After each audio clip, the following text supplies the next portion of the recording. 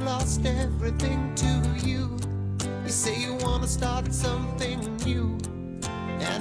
Dessinée qui raconte le combat des femmes pour la liberté de l'avortement, mais c'est une bande dessinée contemporaine, faite par des gens qui l'ont vécu ou pas tout à fait? Qui l'ont vécu indirectement. C'est une bande dessinée formidable. En fait, aujourd'hui, le 17 janvier, la loi Veil, elle rentre en vigueur exactement aujourd'hui, il y a 40 ans. Donc il y a des publications en veux-tu, en voilà. Et je trouve que ce roman graphique est génial. Et les événements d'ailleurs récents nous ont montré à quel point les images pouvaient raconter le monde. Le choix de Désiré et Alain Frappier aux éditions La Ville qui brûle. Pourquoi c'est intéressant? Pour 3 raisons. D'abord, c'est un récit personnel. C'est une histoire racontée de manière très délicate d'une petite fille et après d'une jeune fille qui a une carte de famille nombreuse et qui pourtant va de famille d'accueil en famille d'accueil, d'école en école, de foyer en foyer. On comprend d'abord pas très bien pourquoi. Après, on réalise qu'elle a des parents, mais des parents qui s'occupent très peu d'elle. Et c'est une jeune femme qui grandit, mais qui peine à trouver sa place. Et elle-même ne comprend pas pourquoi d'ailleurs. Elle pense qu'elle est responsable de sa mauvaise relation avec sa mère. Elle ne comprend pas pourquoi.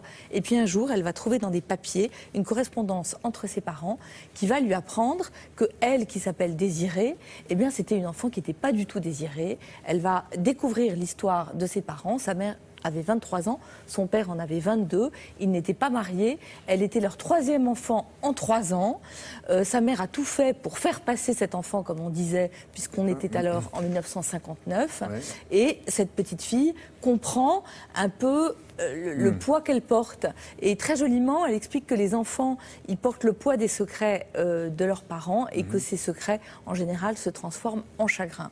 Et au travers de cette histoire personnelle, on va, et c'est la deuxième, à mon avis, le deuxième intérêt de ce livre, découvrir toute l'histoire du mouvement des femmes. Ça va ponctuer le récit, comme ça. Voilà, parce que cette jeune femme, elle rencontre dans un foyer une fille qui milite pour la liberté de la contraception et de l'avortement.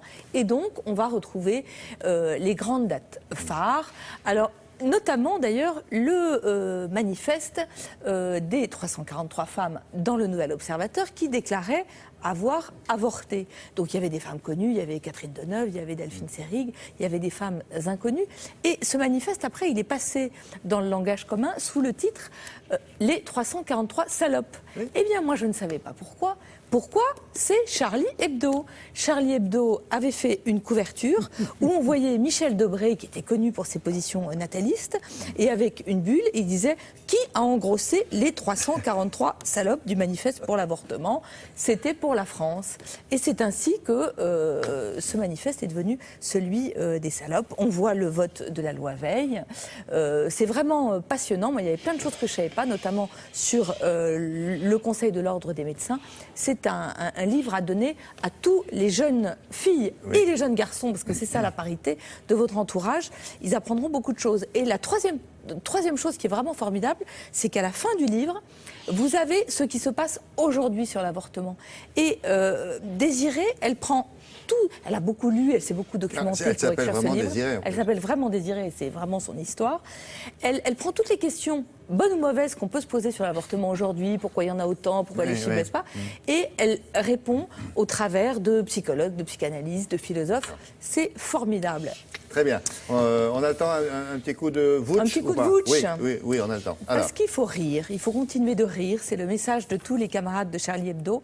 Chaque jour est une fête de vouch publié au Cherche Midi. C'est un livre qui avait été publié en 2004, mais il a redessiné tous les visages, tous les décors, toutes les couleurs. Donc c'est encore plus joli. J'aime beaucoup ce monsieur à son bureau, là, qui hésite entre les choses très importantes ou pas du tout importantes. Et mon préféré, qui me met en joie pour toute la journée, ce sont 2 tortues sur une plage. Alors, 2 tortues. Et le dialogue, c'est « Comment ça, un petit problème passager, Georges? Tu ne m'as pas touché depuis 143 ans. » Faites voir. Regardez, est-ce que c'est pas charmant? C'est charmant parce que souvent, chez Vouch, c'est grinçant. Il y a beaucoup de dessins sur le couple ici, qui s'use. Beaucoup de dessins sur même le vous approcher pouvoir, un peu plus la vie de bureau. Si vous y arrivez. C'est... Non. D'accord. Bon, Enfin, on voit. vous D'accord. courez avec vos petites papates chez le libraire, comme j'aime bien dire, et vous allez vous offrir Vouch. Ah et là, vous on les allez voit vous mieux, marrer. les tortues, elles sont mimi. Regardez comme elles sont mimi. Puis Un petit voilà. problème passager, Georges, tu ne m'as pas touché depuis 143 ans. C'est au Cherche Midi et c'est génial. Moi, je pense que les dessinateurs, les Vouch, les Sampé, tous ceux dont on a parlé ces derniers jours, sont d'authentiques génies. Merci beaucoup, Olivia. À plus tard. Un petit mot.